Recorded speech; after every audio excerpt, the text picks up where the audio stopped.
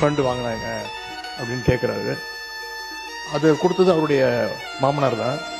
அவருடைய மாமனார்கிட்ட கேட்டு, அது அவரும் உங்க அப்பாவுக்கு மட்டும்தான் தெரியும், உங்க அப்பா கிட்ட தான் கேட்கணும், எனக்கு தெரியாது.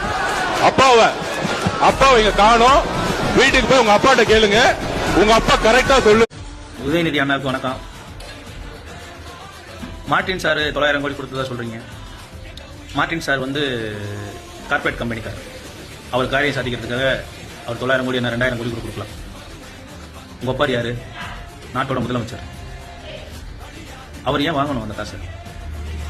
அப்படியே கொடுத்தாலும் கூட இவங்க வந்து லஞ்சம் கொடுக்குறான்னு சொல்லி அரெஸ்ட் பண்ணலாமே. போலீஸ் மந்திரி தானே இப்போ உங்க அப்பா. அப்ப விட்டுட்டு இப்ப வந்து சட்டசபையில சின்ன பிள்ளைத்தனமா புலம்பிக்கிட்டு இருக்கீங்க. அவரும் உங்க அப்பா ஒன்னா திராவிட மாடல் ஆச்சுன்னு சொல்லி அப்ப திருடி இருக்கீங்க. அப்போ சட்டசபையிலே ஸ்டேட்மெண்ட் கொடுக்குறீங்க, நாங்க வாங்கியிருக்கோம் அப்படின்னு.